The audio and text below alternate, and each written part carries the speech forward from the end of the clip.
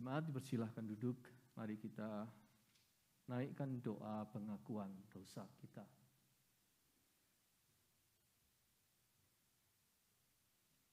Di hadapan-Mu ya Allah Bapa, kami menyembah, menyatakan syukur kami atas pemeliharaan-Mu kepada kami masing-masing. Juga kepada kami keluarga demi keluarga. Kasih setia-Mu Tuhan selalu baru setiap pagi. Kami menyambutnya dengan syukur dan merasa diberkati. Secara khusus kami juga diberkati dengan hari Tuhan. Hari di mana kami dapat berbakti bersama-sama sebagai keluarga gereja. Terimalah sembah kami melalui Kristus. Janganlah melihat apa yang kami lakukan, apa yang tidak kami lakukan, melainkan lihatlah apa yang Kristus telah lakukan untuk kami di Bukit Golgota. Kami tahu kami dikasihi dan diberkati bukan karena kami baik, tapi karena Engkau baik adanya. Tuhan, ampunilah kami untuk segala kecongkaan dan kesombongan kami, untuk segala keteledoran, untuk segala kemalasan, untuk segala kecurangan, untuk segala ketidakjujuran, dan untuk segala pemberontakan kami dalam bentuk apapun yang melawan kehendak-Mu dan melukai hati-Mu. Kami mohon ini semua di dalam Kristus, karena di dalam Dia kami bersembunyi dalam kuasa salib-Nya, dan percaya ibadah kami berlanjut di dalam Kristus, di dalam damai antara kami dengan Allah Bapa. Terima kasih Bapa, dalam Kristus kami naikkan doa kami ini. Amin.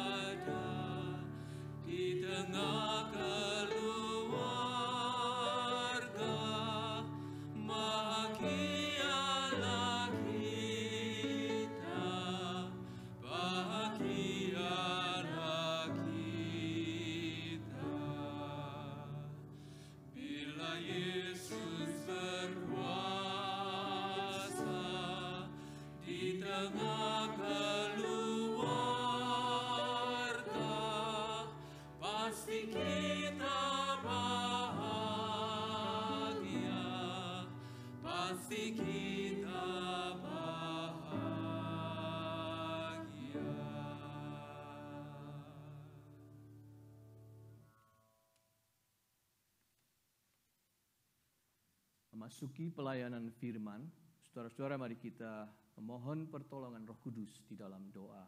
Mari kita berdoa.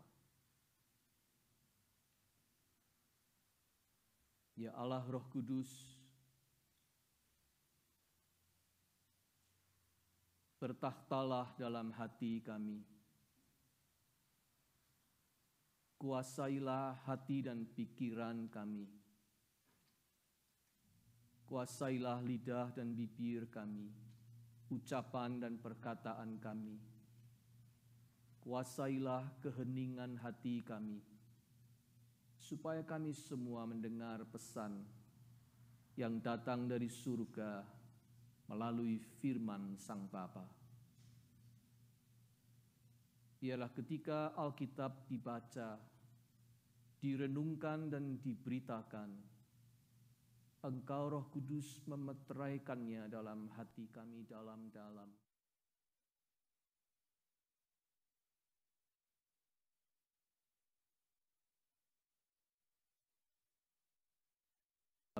kami berkeluarga, di dalam hidup kami bergereja.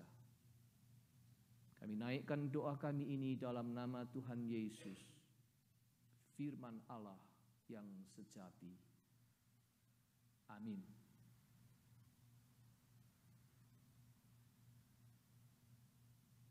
Jemaat sekalian, pembacaan Alkitab kita pada hari ini, pada minggu yang keempat dari bulan keluarga, bulan Oktober, adalah kitab Amsal 31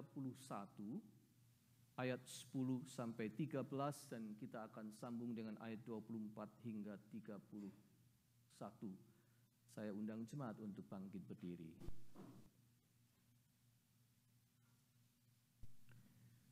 Mari kita membacanya secara bergantian ayat demi ayat. Saya akan mulai dengan ayat 10. Jemaat menyambung dengan ayat 11, saya ayat 12, jemaat 13 dan selanjutnya. Kemudian pada ayat 31 kita akan membacanya bersama-sama. Istri yang cakap, siapakah akan mendapatkannya? Ia lebih berharga daripada permata.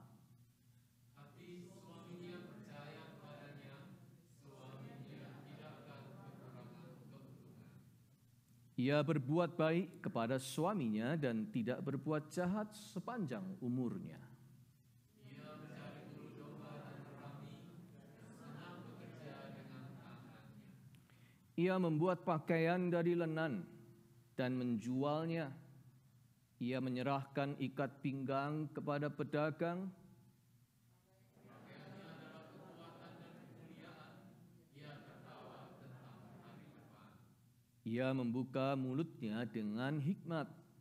Pengajaran yang lemah lembut ada di lidahnya.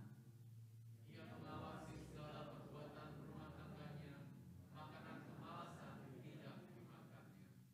Anak-anaknya bangun dan menyebutnya berbahagia. Pula suaminya memuji dia.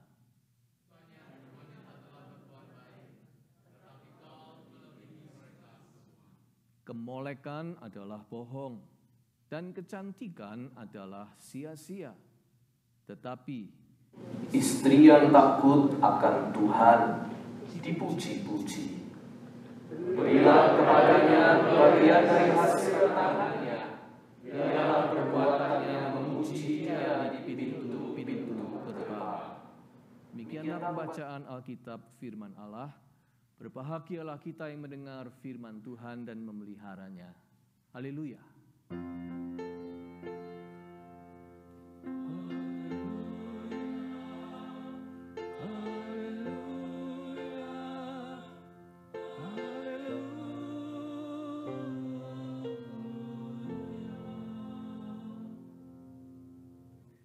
Jemaat, persilahkan duduk kembali.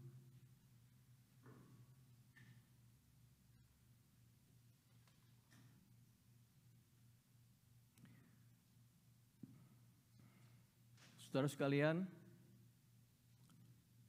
semua makhluk hidup selalu memiliki potensi untuk bertumbuh. Dan untuk bisa bertumbuh, setiap makhluk hidup butuh diperlakukan dengan baik, menerima perlakuan yang baik, menghidupi lingkungan yang baik. Contoh, tanaman di rumah kita butuh diberi cukup sinar matahari, cukup air, bahkan kalau perlu ditambah dengan pupuk atau vitamin penyubur. Perlakuan baik yang kita berikan kepada tanaman itu akan membuahkan pertumbuhannya yang baik. Dengan kata lain, ia akan tumbuh dan menjadi subur akibat diperlakukan dengan baik, dirawat dengan baik. Itu tanaman. apalagi manusia. Contoh adalah anak-anak.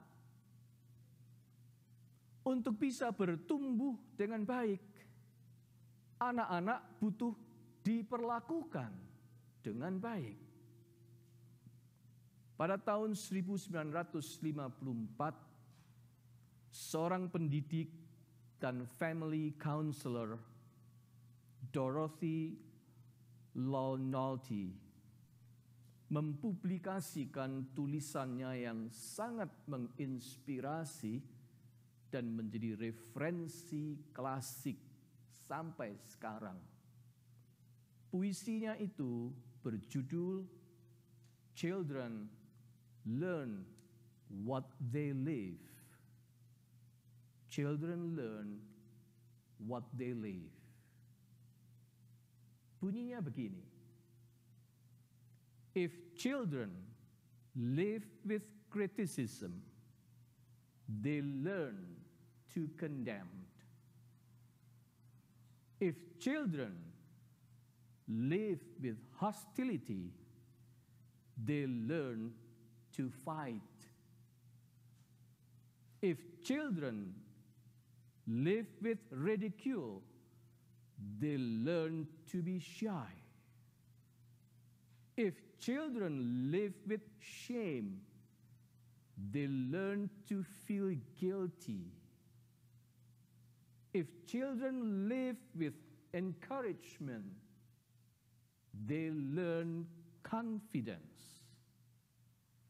If children live with tolerance, they learn to be patient.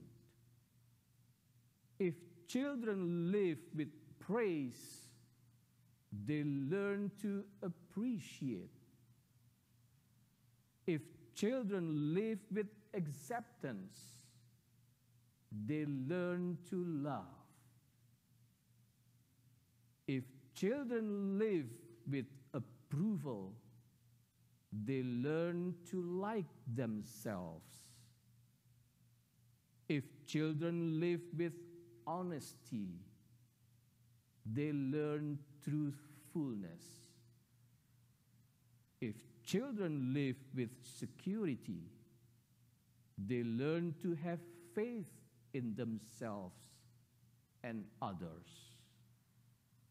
If children live with friendliness, they learn the world is a nice place in which to live. Children learn what they live. Saya menggarisbawahi kalimatnya, if children live with criticism, they learn to condemn. If children live with encouragement, they learn confidence. Apabila anak-anak hidup dengan kritikan terus-menerus, mereka belajar untuk menyalahkan dan menghukum. Apabila anak-anak hidup dengan dorongan positif dan penghargaan, mereka belajar untuk menjadi percaya diri.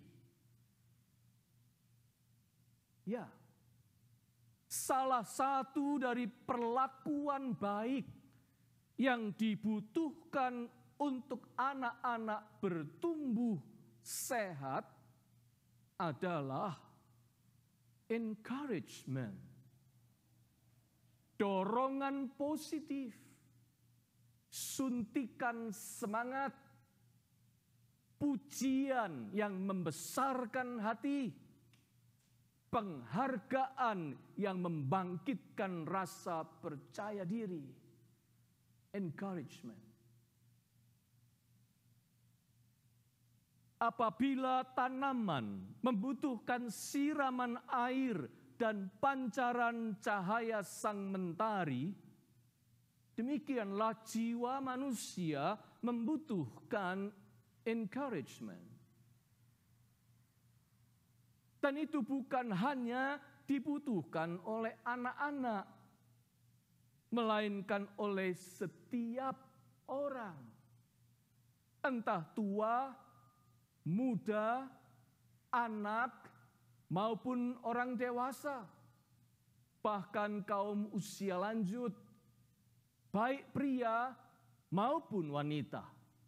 Semuanya membutuhkan encouragement. Amsal pasal 31 menutup keseluruhan kitab Amsal, Proverb. Kitab yang berisi kumpulan nasihat bagi kehidupan praktis sehari-hari, termasuk kehidupan rumah tangga. Nasihat dari sang hikmat yang dipersonifikasikan sebagai seorang ibu menasehati putranya. Kalau Anda membaca kitab Amsal, Anda harus membayangkan, mempersonifikasikan seorang ibu sedang memberi petuah hikmat kepada anak-anaknya. Dan dalam pasal 31,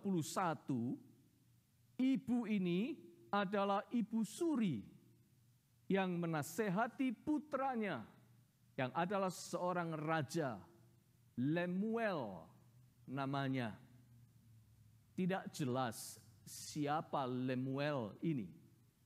Ada dugaan ini adalah nama panggilan Salomo, Raja Salomo. Ibunya memanggil dia Lemuel. Tetapi ini hanya sebuah dugaan, tidak ada kepastian. Arti Lemuel adalah anak yang didedikasikan kepada Tuhan. Sang ibu suri memberikan dua nasihat penting kepada tokoh Lemuel ini di pasal 31. Yang pertama, nasihat bagaimana selayaknya sebagai raja, putranya itu menjalankan peran seorang raja yang baik. Ayat 1 hingga ayat 9. Nasihat kedua, yaitu bagaimana selayaknya sebagai suami, putranya itu menghargai istrinya atau permaisurinya. Ayat 10 sampai 31. Nah, bagian kedua dari nasihat inilah yang menjadi bacaan kita hari ini. Di dalam kerangka bulan keluarga di bulan Oktober ini. Secara keseluruhan nasihat ini isinya adalah pujian, pengakuan positif atau penghargaan terhadap istri yang takut akan Tuhan. Ayat 30. Jadi sebenarnya bukan hanya anak-anak yang membutuhkan encouragement, melainkan orang dewasa juga, termasuk seorang istri. Kitab Amsal menganjurkan, berikanlah encouragement yang pantas untuk seorang istri. Amsal ini mengajak kita untuk menghargai apa yang dilakukan oleh seorang istri sekaligus ibu di dalam keluarga. Kecakapannya, kerja kerasnya, kebijaksanaannya, dan pengorbanannya itu seperti pilar yang kokoh di dalam bangunan keluarga. Dan itu harus dihargai, diapresiasi, di-encourage. Saudara-saudara, encouragement, pujian, penghargaan dibutuhkan oleh siapa saja. Tanpa kecuali. Seorang penulis Kristen tersohor, William Arthur Ward, pernah berkata begini, "Flatter me, and I may not believe you. Criticize me, and I may not like you. Ignore me, and I may not forgive you. Encourage me, and I will not forget you." Sanjunglah aku, itu akan membuatku tidak mempercayaimu. Gombaliku. Kritiklah aku, itu akan membuatku tidak menyukaimu. Abaikanlah aku, itu akan membuatku tidak memaafkanmu. Berilah aku dorongan, semangat, encourage me, itu akan membuatku tidak akan melupakanmu. Kata William Arthur Ward. Artinya, Ward mengajak kita untuk tidak usah munafik. Semua orang suka diberi encouragement. Kita semua menikmati kalau kita dipuji. Kita semua senang dihargai apa yang kita kerjakan. Kita semua bersyukur jika peran dan prestasi kita diakui. Kita merasa lebih bersemangat jika usaha dan pengorbanan kita disyukuri dan diapresiasi. Kita semua suka di-encourage karena kita semua membutuhkannya. Saudara sekalian, ibaratnya encouragement adalah makanan bagi jiwa kita. Oleh karena itu dalam kehidupan berkeluarga, encouragement jangan sampai dilupakan. Terus terang, kita memang sering melupakannya. Kita suka mengabaikannya. Segala kebaikan, pengertian, dukungan, pengorbanan anggota keluarga terus terang sering lewat begitu saja dari perhatian kita. Kita menganggapnya itu sudah biasa, sudah sepatutnya taken for granted. Justru karena kita merasa hubungannya sudah keluarga, sudah dekat, itu rutin-rutin saja dan tidak ada yang luar biasa, kita mengabaikannya.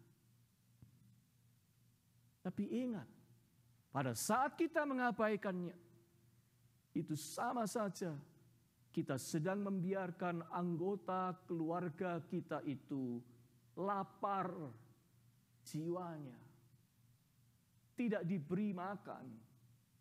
Encouragement.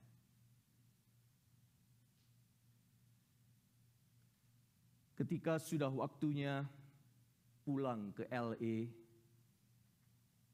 waktu kami berdua berpamitan kepada Samantha, putri kami, ia menyatakan terima kasihnya kepada kami atas kedatangan kami kali ini dalam kesempatan khusus. Berterima kasih atas semua dukungan, pengorbanan waktu, tenaga, dan upaya kami dalam proses dirinya memasuki rumahnya yang baru.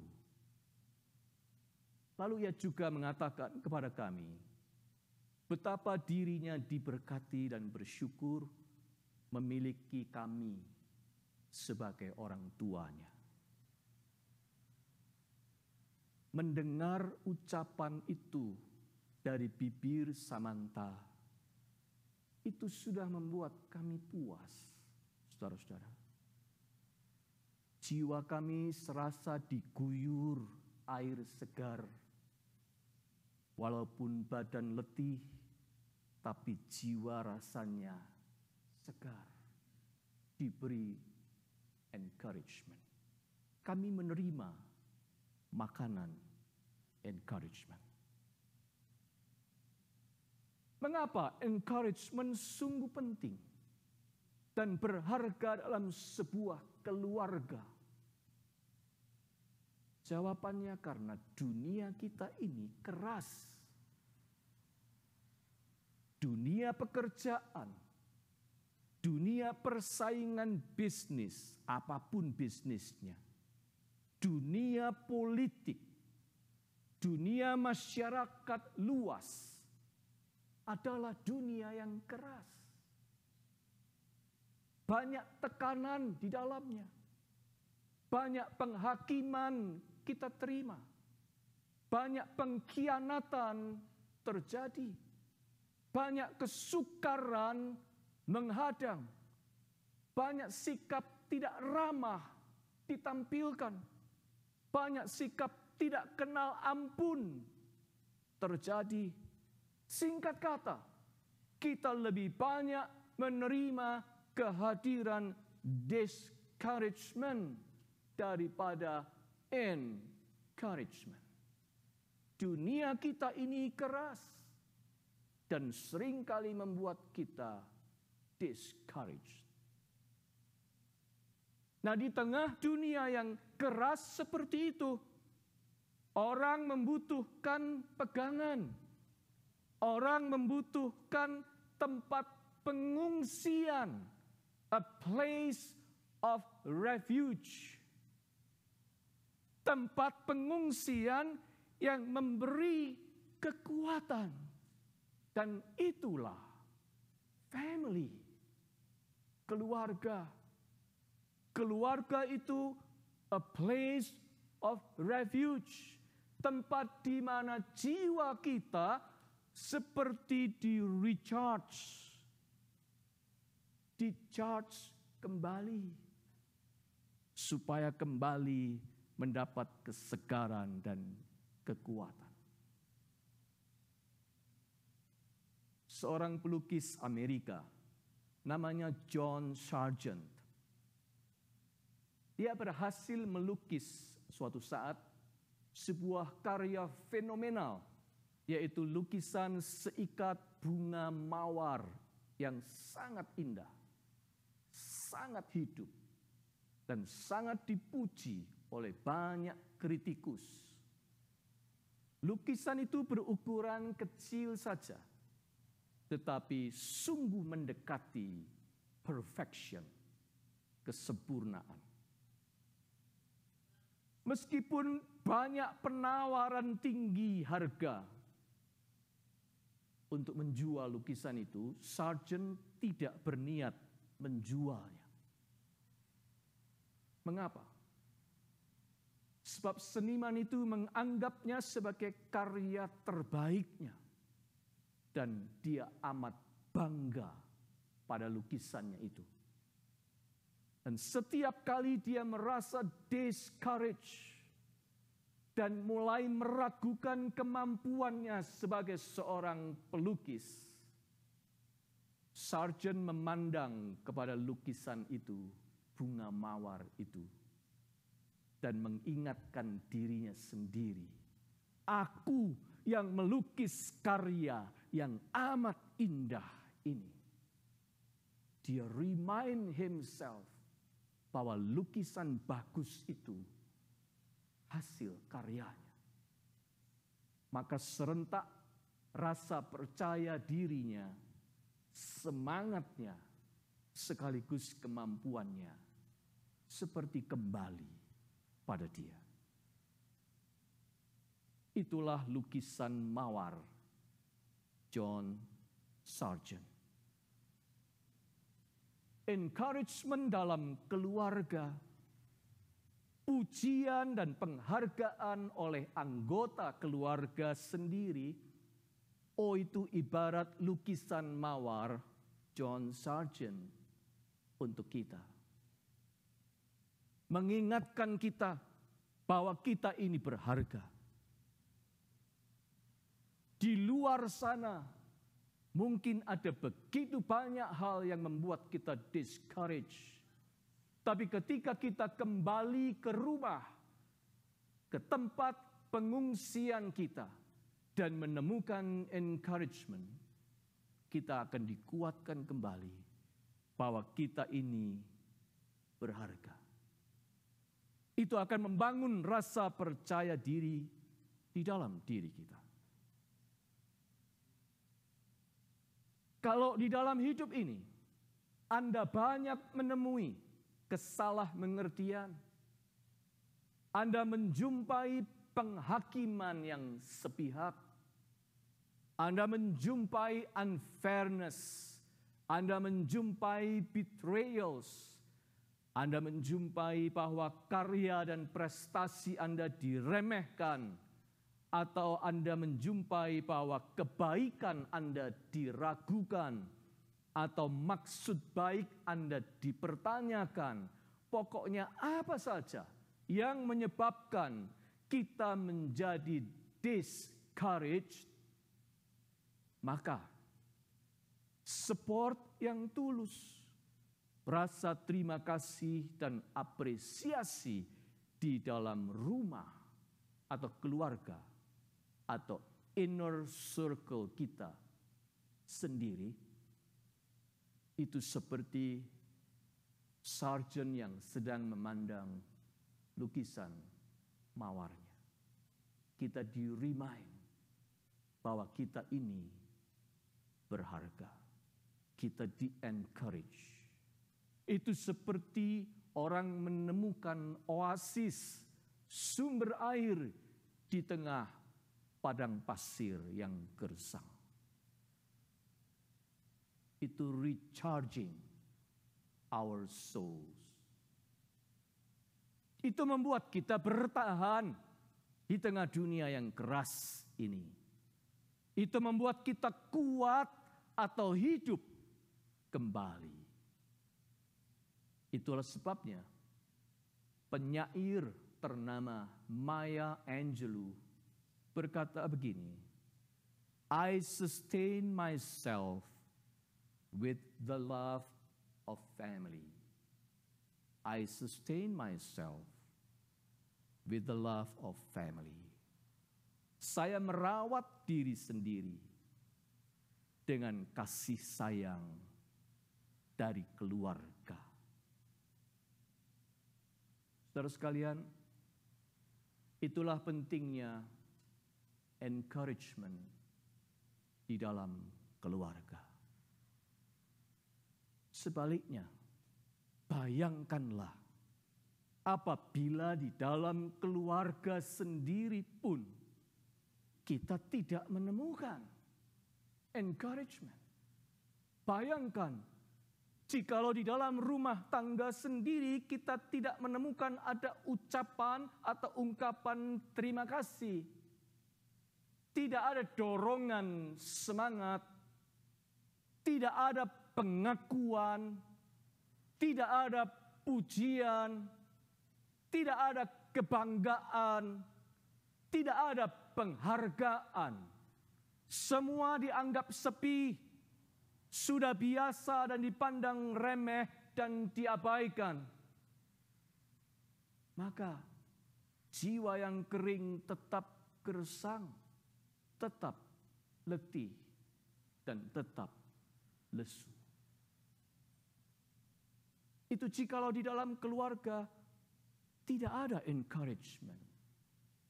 Jiwa yang lapar tetap lapar. Dari hungry bisa menjadi starving, menjadi sangat lapar. Jangan sampai itu terjadi, bukan?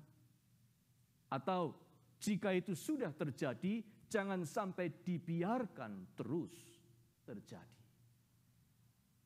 Ingat, pasangan hidup Anda, anak-anak Anda, orang tua Anda, adik atau kakak Anda, menantu Anda, mertua Anda, menantikan datangnya encouragement itu dari Anda. encouragement perlu diungkapkan. Encouragement tidak bisa dipendam saja. Encouragement perlu dinyatakan, diekspresikan. Supaya pihak lain itu tahu. Bagaimana dia bisa tahu kalau kita tidak pernah mengungkapkannya? Tentu saja ekspresi ungkapannya bisa berupa kata-kata, bisa berupa ucapan, tapi bisa juga berupa simbol-simbol perbuatan yang berbicara lebih daripada kata-kata.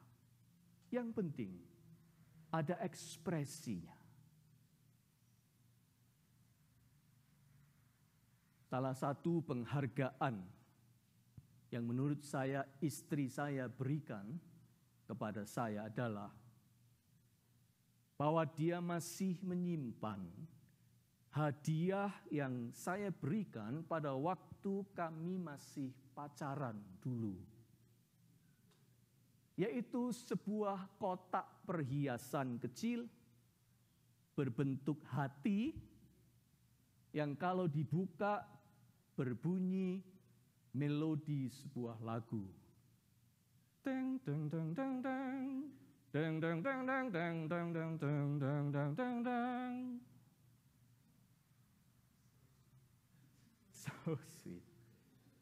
Sampai sekarang kotak itu masih ada di meja riasnya. 28 tahun lebih. Ia masih menyimpannya.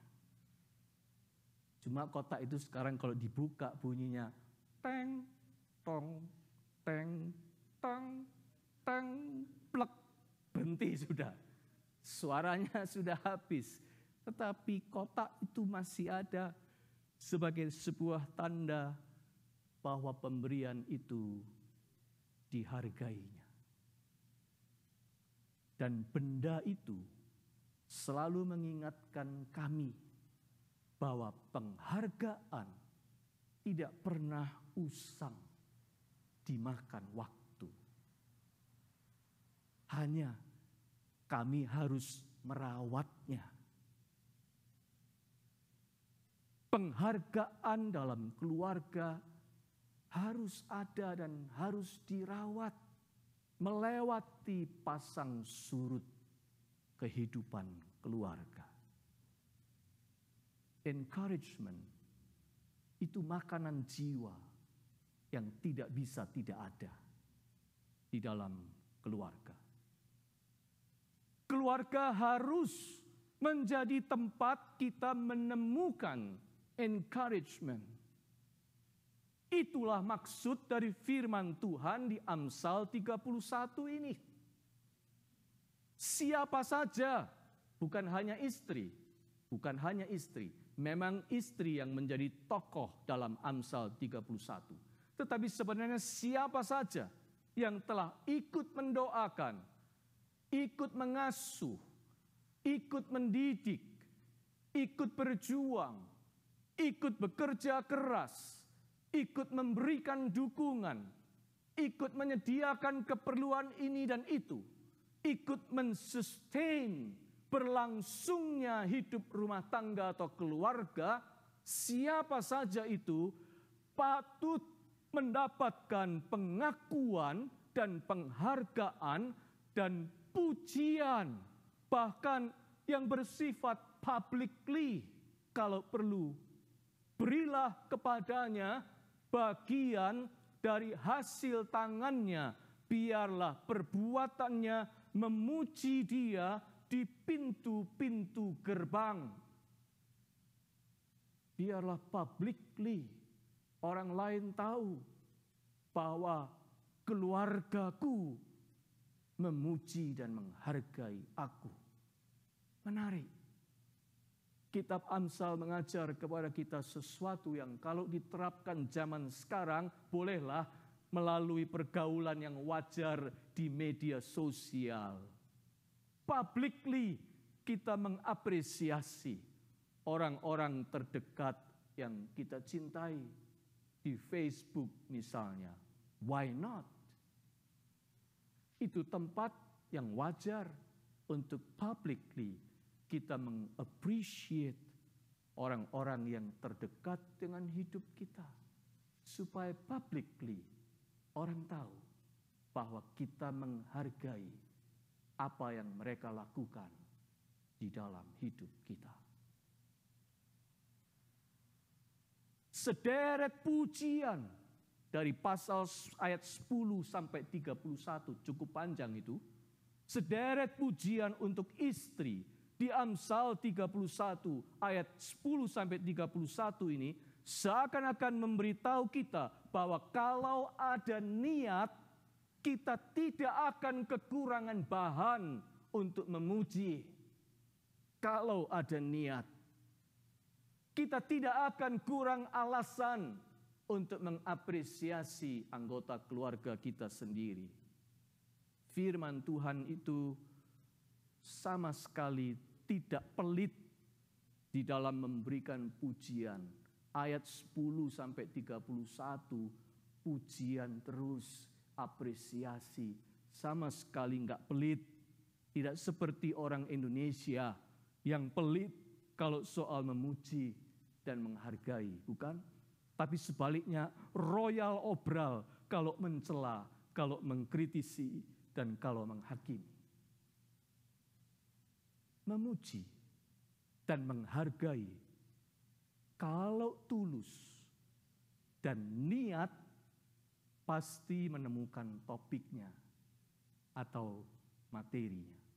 Itu hanya soal niat dan ketulusan hati saja. Saudara sekalian, mari kita belajar untuk punya niat, belajar untuk menjadikan encouragement sebagai kebiasaan yang membudaya di dalam diri dan hidup kita. Dimulai dari keluarga kita sendiri. Biasakanlah untuk memuji, untuk berterima kasih, sekalipun untuk hal-hal yang sepele. Mengapresiasi, menyatakan kebanggaan kita. Bahkan kalau perlu, atas nama keluarga, kita itu memberi keadilan. Itulah arti kata di pintu-pintu gerbang di ayat 31. Keluarga adalah tempat kita mengungsi. Kalau kita memperlakukan keluarga kita dengan baik, keluarga akan sebaliknya menjadi tempat terbaik untuk kita berlindung di tengah-tengah dunia yang keras ini. Bukankah kita selalu ingin anggota keluarga kita menjadi baik atau bertumbuh menjadi kian baik? Jikalau iya, berikanlah makanan jiwa yang menyokong mereka untuk menjadi baik. Jangan hanya menuntut mereka jadi baik, tetapi berikanlah yang mereka perlukan untuk menjadi baik, yaitu encouragement. Tuhan kiranya memberkati keluarga-keluarga kita semua. Amin.